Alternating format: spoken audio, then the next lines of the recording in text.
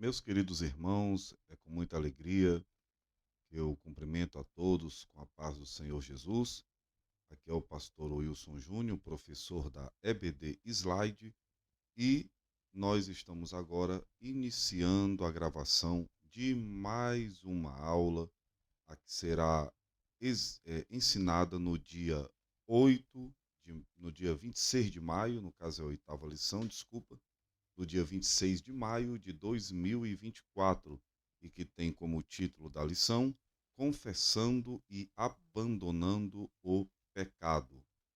Vale salientar mais uma vez que este material é confeccionado, é preparado com muito zelo, muito carinho, muito cuidado pelo professor Azeniel, que é o administrador do portal EBD Slide, e ele é quem prepara todo esse material com o único intuito de abençoar as nossas vidas e ajudar, auxiliar a todos os professores de escola bíblica espalhados por todo este Brasil. Então não deixe de visitar o site da EBD Slide, adquirir este material, que tornará a sua aula mais dinâmica, mais interativa e facilitará bastante a obtenção das informações. E também curta, compartilhe, divulgue, se inscreva em nosso canal. Estamos também no Facebook, no Instagram, e sem sombra de dúvida, todos nós seremos abençoados em nome de Jesus. Então vamos para mais uma aula. O texto áureo nos diz: o que encobre as suas transgressões nunca prosperará, mas o que as confessa e deixa alcançará misericórdia. Provérbios 28, 13. A verdade prática diz: para desfrutar um caminho de restauração e reconciliação com Deus, precisamos confessar o pecado e abandoná-lo de uma vez por todas. A leitura bíblica em classe encontra-se no Salmo 51, versos 1 a 12, e primeira carta de João, capítulo 1, versículos 8 a 10. E aí, amado professor, você faz aquela conhecida leitura responsiva, leitura dinâmica, para que toda a sua sala participe da leitura maravilhosa da Santa Palavra de Deus.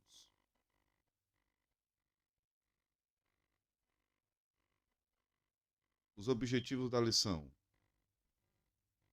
primeiro, compreender o que significa confissão de pecado, mostrar o perigo do pecado não confessado, compreender que a confissão de pecado é um caminho para a cura e a restauração. Meus queridos, é importante nós já aproveitarmos este momento e relembrarmos do nosso começo de fé.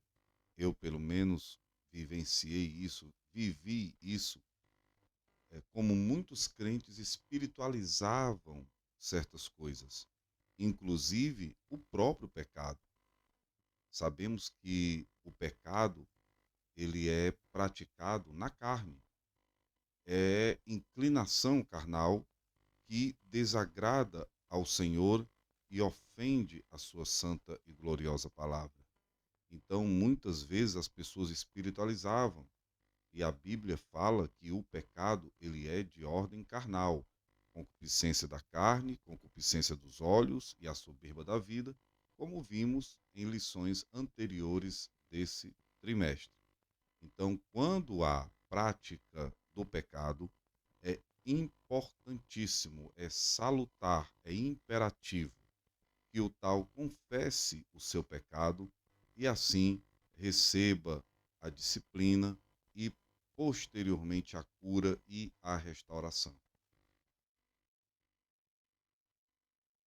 Vamos agora para a introdução. Atualmente, muitos acreditam que não é preciso confessar o pecado, por denominá-lo mera fraqueza ligada ao ambiente e aos aspectos hereditários. Nesta lição, veremos que a Bíblia não ensina assim. Em sua epístola, o apóstolo João escreve que o pecado é real e, por isso, é um perigo para a vida do crente, pois suas consequências são trágicas. A orientação bíblica é a de que, caso ocorra um pecado, ele deve ser confessado, abandonado como evidência do arrependimento, para que o crente arrependido possa receber o perdão de Deus.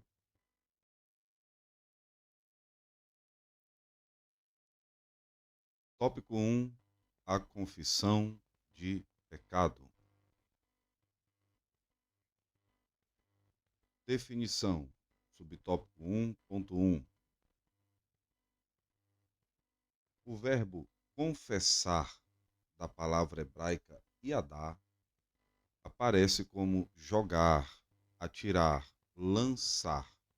Está escrito em 1 Reis, capítulo 8, versículo 33. Uma palavra que vem da raiz verbal de radá, que significa estender a mão.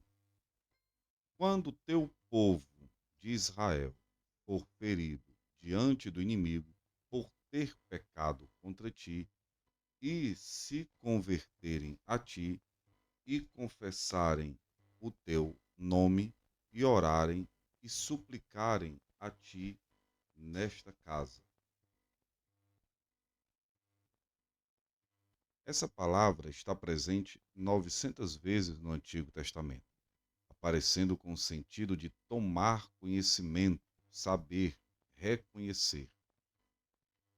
A palavra aparece no Antigo Testamento no contexto de confissão de pecado. No Novo Testamento, o verbo grego para confessar é homologeo, que significa concordar com, consentir, conceder. Meus queridos, na jornada espiritual da fé, pode acontecer de o cristão sofrer quedas e fracassos por ceder às tentações. Quando isso acontecer, a primeira coisa a fazer é confessar os pecados cometidos e abandoná-los de uma vez por todas. Seguir esses dois princípios bíblicos de confessar e abandonar o pecado é por demais importante, porque o pecado é algo que nos separa de Deus. Porém, quando há reconhecimento do pecado cometido por meio de um verdadeiro arrependimento, Deus se volta para nós. Aqueles que vivem a caminhada de fé confessando e abandonando seus pecados demonstram que desejam crescer na comunhão com Deus e ter uma vida agradável perante Ele. O perdão e a graça de Deus sempre estarão disponíveis para aqueles que confessam e abandonam o pecado. Essa palavra é composta da raiz homou, junto de pessoas reunidas, e de logos, do ato de falar. A palavra homologel, homologel, ocorre 25 vezes no Novo Testamento. E foi dessa palavra, irmãos, que surgiu também a palavra homologar. Daí que vem essa palavra, a palavra homologar, que é dar o aval, né? Quando já está valendo, quando já está certo, quando já está oficializado, quando uma autoridade consente em algo. Ele homologou. Tá? Mateus 7:23 diz o seguinte: E então lhes direi abertamente: Nunca vos conheci, apartai-vos de mim, vós que praticais a iniquidade. Meus queridos, confessar os pecados é uma ação que acontece na vida daquele que pecou, falhou diante de Deus, reconhecendo que de fato cometeu a quebra dos mandamentos divinos, violou sua lei e, desde então, está afastado de sua santa vontade.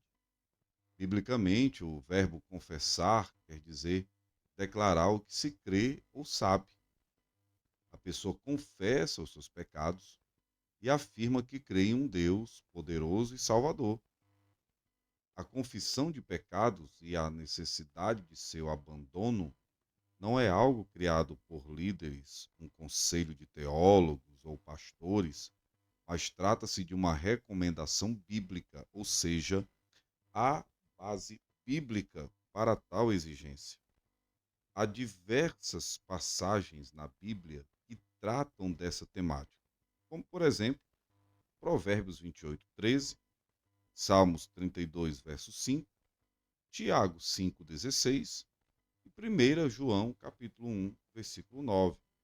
Compreendemos, por meio das Escrituras Sagradas, a relevância da confissão e abandono do pecado na nossa trajetória de fé, mas é uma ação que deve ser feita com um sincero e humilde coração, marcado por um quebrantamento e arrependimento verdadeiro, reconhecendo seus pecados e falhas diante de Deus. Quando a confissão é sincera e verdadeira, o grandioso Deus estará sempre pronto para manifestar sua graça, amor e misericórdia que, por meio de Jesus Cristo, seu Filho, nos purifica de todo pecado.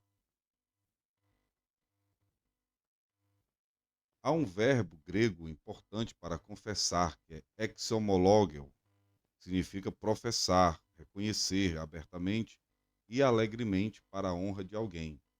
Prometer publicamente que fará algo, comprometer-se com. Logo, podemos dizer que confessar é uma maneira de declarar o que se crê ou se sabe.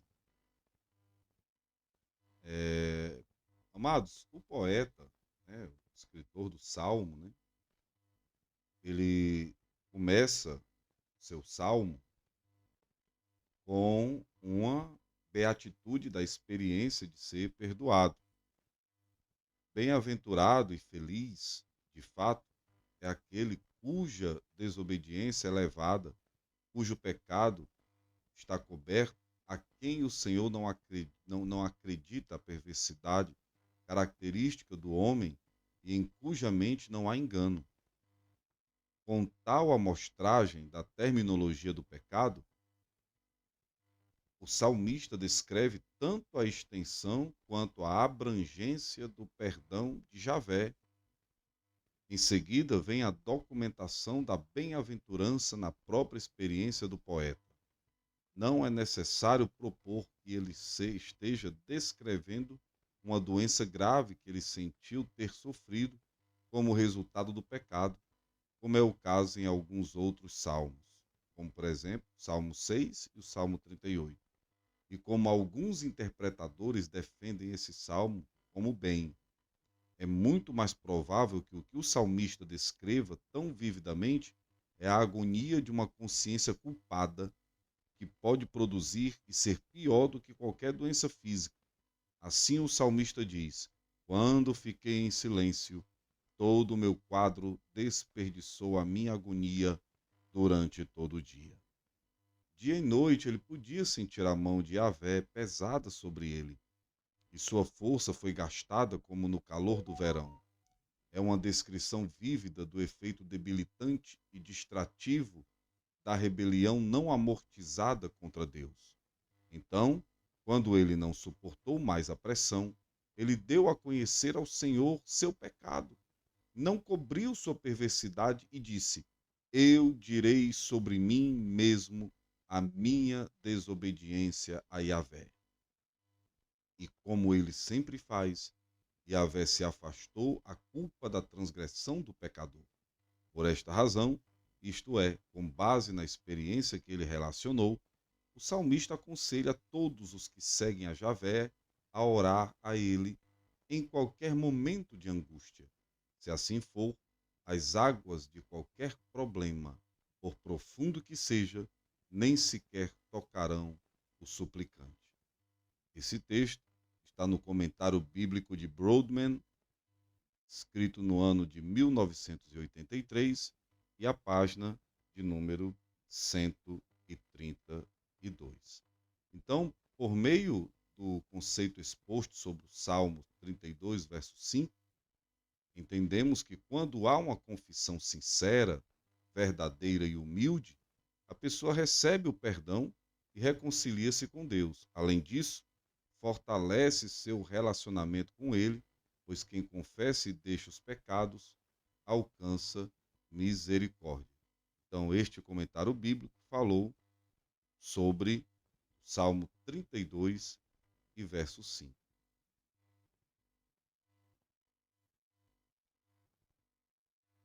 A confissão bíblica de pecado, subtópico 1.2.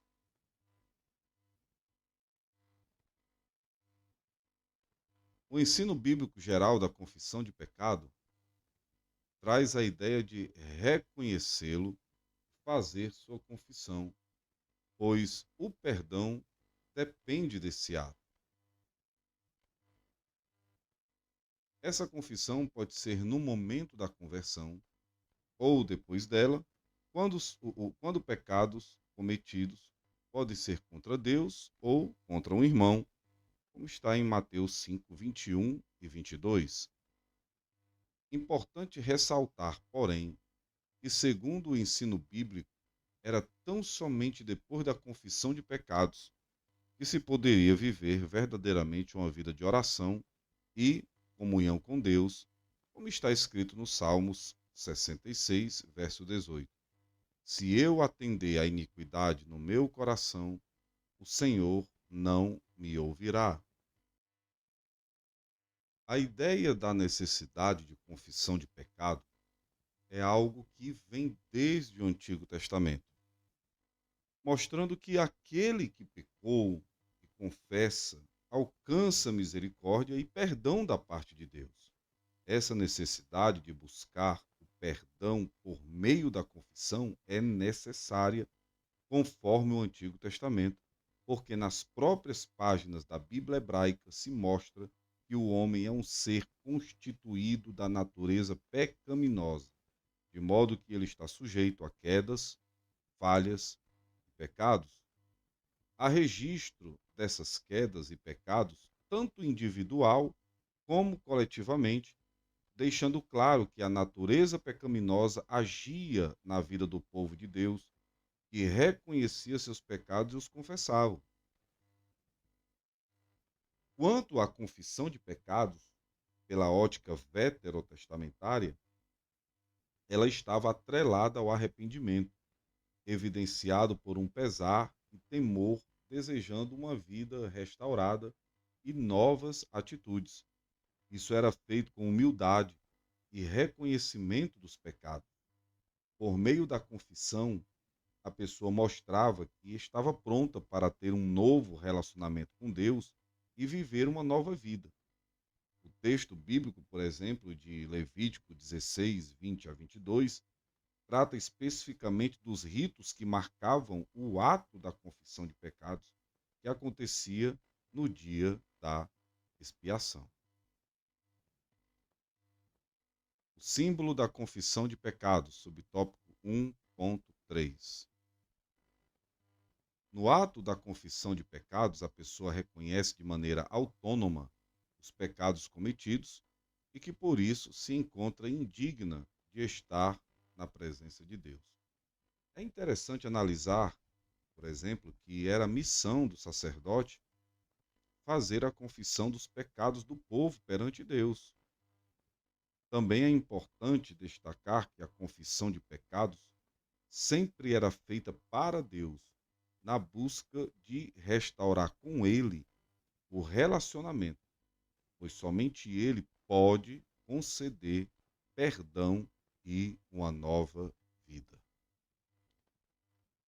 Ela reconhece a sua natureza pecaminosa diante do Altíssimo. Então, sem arrependimento sincero e em confissão, busca o que lhe é garantido por meio da palavra de Deus, o perdão. Percorre nas páginas do Antigo Testamento a ideia da confissão de pecados, marcada pelo arrependimento, que acontecia por meio da humildade, do quebrantamento e da sinceridade na busca pelo perdão de Deus. Em cada ato que o pecador buscava o perdão por meio do sacrifício de animais, sinalizava para um sacrifício perfeito, de modo que essa ideia de confissão e perdão vai apontar para a vinda de Cristo, o Cordeiro de Deus, como está em João, capítulo 1, versículo 29. Assim, quem experimenta o ato sincero e humilde da confissão de pecado, alcança a misericórdia. Então, a alma é consolada e a vida espiritual é restaurada. Já no Novo Testamento, vai se visibilizar melhor a ideia do perdão por intermédio da confissão de pecados. Aquilo que o Antigo Testamento sinalizava quanto ao assunto, agora será construído para sua concretização na pessoa de Jesus Cristo, que por meio de seu sacrifício perfeito concederá a redenção, o perdão dos pecados pela confissão e o arrependimento. Em todas as páginas neotestamentárias, o pecado é mostrado como uma violação contra Deus e sua palavra. Aqueles que o praticavam estavam desafinados, desajustados com a vontade do soberano. Não somente isso, mas estavam separados dele.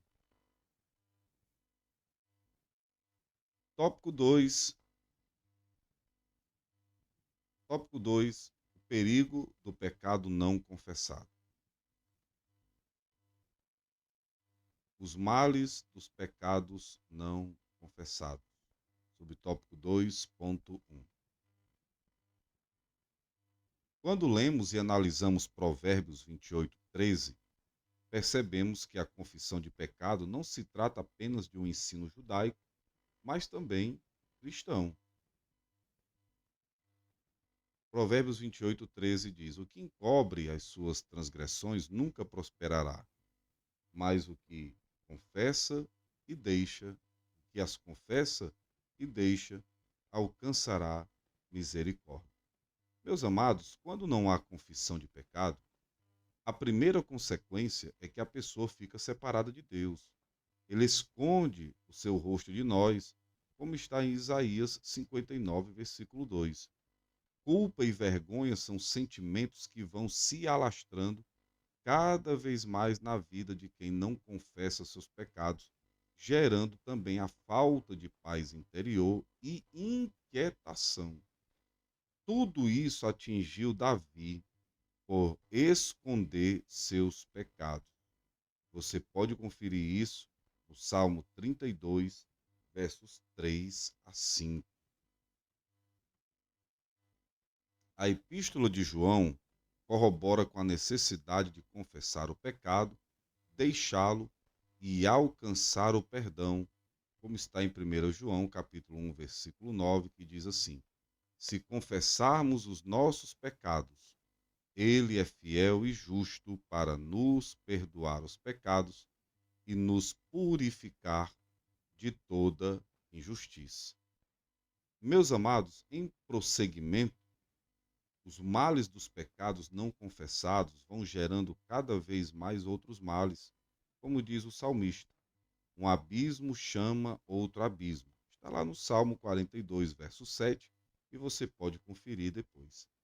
Onde o pecado entra, vem com ele a mentira, desconfiança, trapaça, atingindo não apenas quem peca, mas envolvendo outras pessoas. O pecado afasta o homem do bom relacionamento com Deus, ocasionando uma vida espiritual fracassada e morta. Se realmente não desejamos ser dominados por esses males do pecado não confessado, é preciso arrepender-se de verdade, confessá-los e abandoná-los de uma vez, como é ensinado por João, pois o Senhor é fiel para nos perdoar e nos purificar de toda injustiça. Glória a Deus. Os que confessam e deixam seus pecados passam a ter uma vida de comunhão perfeita com Cristo, pois é tão somente pelo ato da confissão que a verdadeira restauração acontece, jogando fora o medo, a vergonha e voltando a ter um relacionamento maravilhoso com Deus. Em contrapartida, quem ignora a confissão de pecado, ocultando-o, vive uma vida de aparência e de morte espiritual. Semelhante ao que os nossos primeiros pais, Adão e Eva, viveram ao tentar ocultar os seus pecados diante de Deus. Gênesis 3:8 diz: E ouviram a voz do Senhor Deus, que passeava no jardim pela viração do dia. E escondeu-se Adão e sua mulher da presença do Senhor Deus entre as árvores do jardim. Amados, conhecemos bem essa história. Quando houve a tentação no jardim e Eva, a primeira mulher, caiu na conversa da serpente usada por Satanás, e que por sua vez acabou por derrubar também o primeiro homem, Adão. O pecado entra no mundo. Vêm então as consequências. E nós herdamos a natureza adâmica, que é o que nós conhecemos também como a natureza pecaminosa. E é necessário que o ser humano tenha um encontro com Cristo para que os seus pecados sejam perdoados e ele volte a ter um relacionamento com o Pai, com o Criador, através da pessoa do Senhor Jesus Cristo. Bem como o rei Davi, o homem segundo o coração de Deus, que procurou ocultar do Senhor seus pecados. Nós também conhecemos a história de Davi, que cometeu uma série de graves transgressões, e essas transgressões fizeram com que ele entristecesse o coração de Deus. Mas Davi não confessou os seus pecados. Ele possuía uma mulher, já era comprometida, depois mandou assassinar o marido daquela mulher, que por sinal era um dos seus soldados mais leais. Esta mulher engravida e depois acaba por perder o filho. Passado um ano, Davi achava que estava tudo bem, que nunca seria cobrado por tudo aquilo que fez. Até que em um determinado momento, o profeta Natã, arriscando a vida, chega perante o rei e expõe a parábola da ovelha, conhecida de todos nós. E quando ele fala, aquele homem rico, que tinha muitas ovelhas e que matou o homem pobre e ficou com a única ovelha que ele tinha, Davi se revolta e diz que aquele homem merecia morrer. Natã então aponta para Davi e diz: Este homem, rei, és tu, assim diz o Senhor. E aí o profeta é poderosamente usado por Deus para confrontar Davi. E Davi, num gesto que deve ser repetido por todos nós, arrependeu-se, confessou, entendeu que tinha pecado contra o Senhor, pois a primeira frase que ele pronunciou após a exposição do seu pecado foi: pequei contra Deus. Ele sofreu graves consequências. A espada, conforme disse Natã, nunca mais sairia da sua casa. E a partir dali, Davi teve poucos momentos de paz. Quando o profeta sai, Davi, aos prantos diante do Senhor, escreve o Salmo 51. Arrependido, confessando diante de Deus as graves transgressões que cometeu. As consequências do pecado de Adão e Eva, subtópico 2.1. 2.2.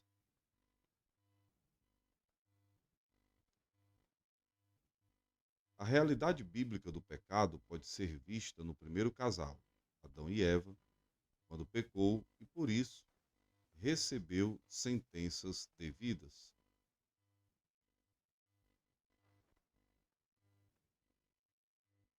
Além disso, nossos primeiros pais perderam o direito de viver no ambiente mais perfeito e belo que Deus criou, como está em Gênesis capítulo 3, versículo 24, que diz o seguinte: E havendo lançado fora o homem, pôs querubins ao oriente do jardim do Éden e uma espada inflamada que andava ao redor para guardar o caminho da árvore da vida. Por isso, na vida de Adão e Eva, há consequências trágicas do pecado, tais como alteração da condição física de ambos, a transição da natureza imortal para mortal, diversas tensões no gênero humano e na natureza.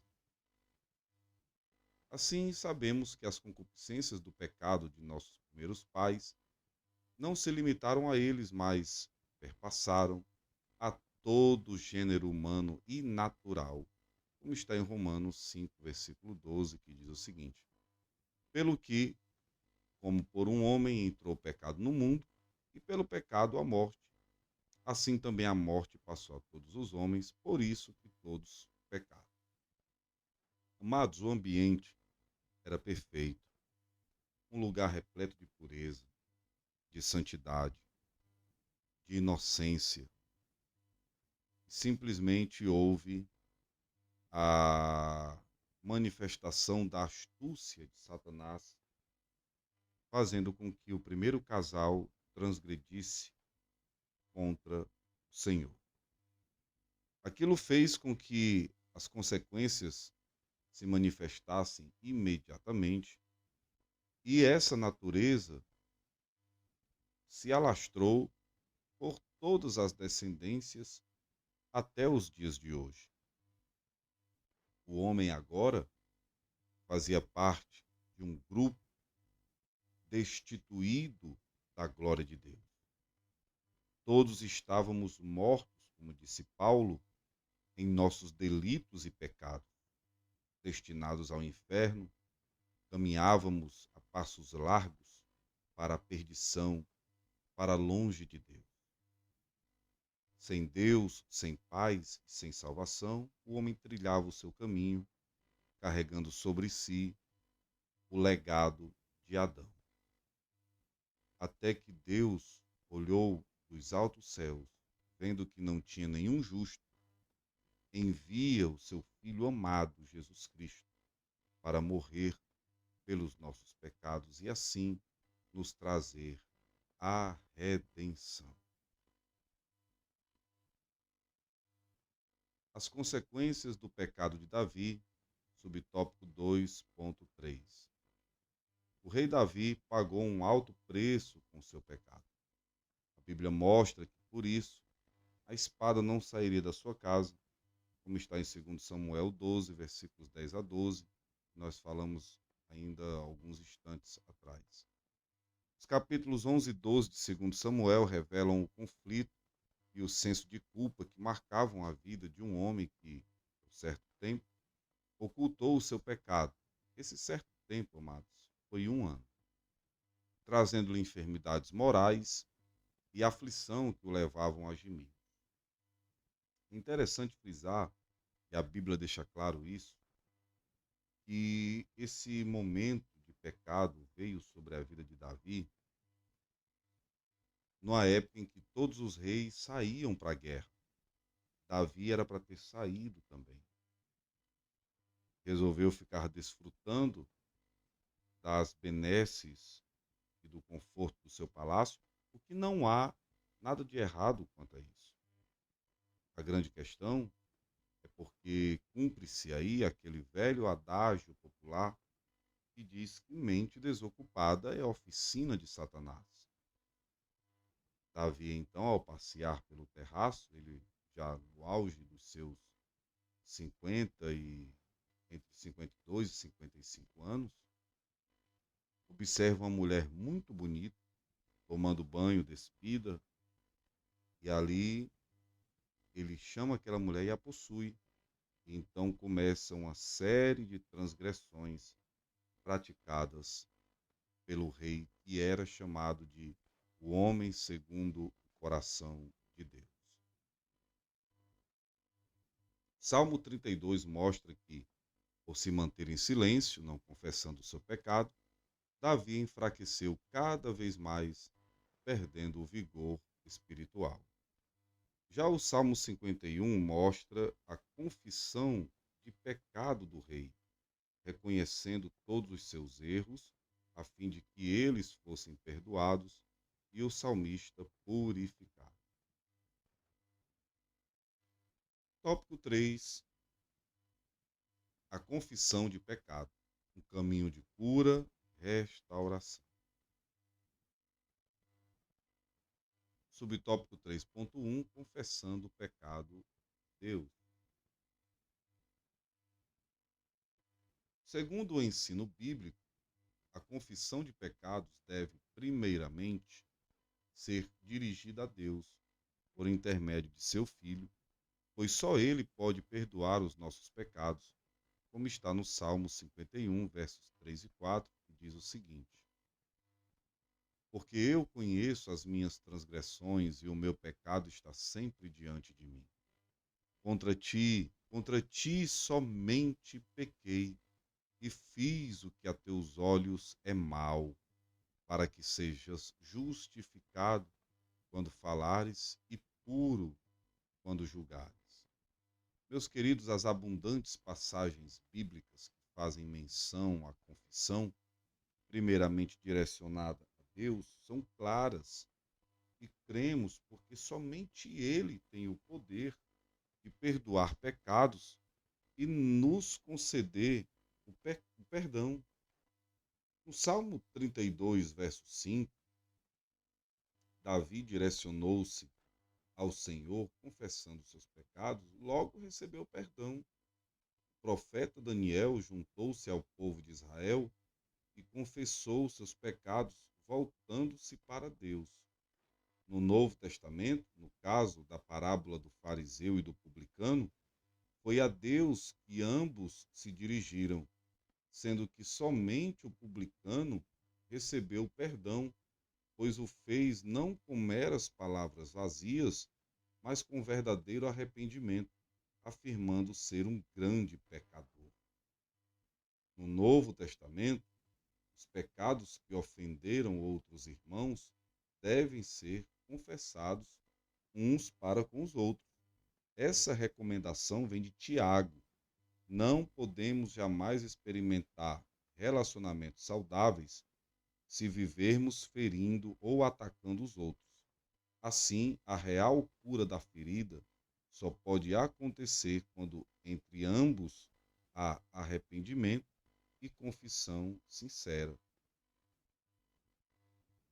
Ao longo do seu ministério, o Senhor Jesus disse à mulher pecadora: os teus pecados te são perdoados, como está em Lucas 7,48.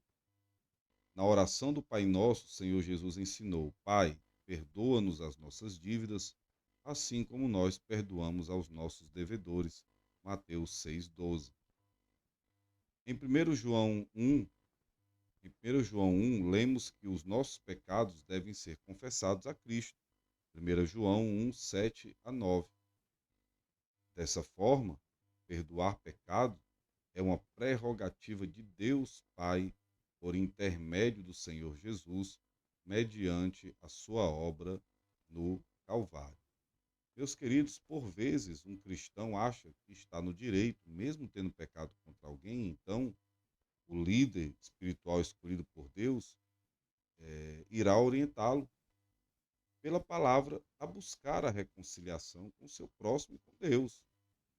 Note que Davi pecou e escondeu seu pecado. Sua consciência morta não falava mais. Foi necessária a presença do homem escolhido por Deus, no caso, Natã, para o repreender severamente e despertar sua consciência morta. Alcançando cura e restauração, subtópico 3.2. O texto áureo da presente lição nos lembra que ocultar o pecado é decidir por trilhar uma jornada de sofrimento espiritual e emocional. Mas quem deixa de lado o orgulho e a soberba para trilhar o caminho humilde da confissão de pecado, vive uma vida mais leve. Não há nada mais restaurador que desfrutar das misericórdias do Senhor, como está em Provérbios 28:13, que diz o seguinte: o que encobre as suas transgressões nunca prosperará, mas o que as confessa e deixa alcançará a misericórdia.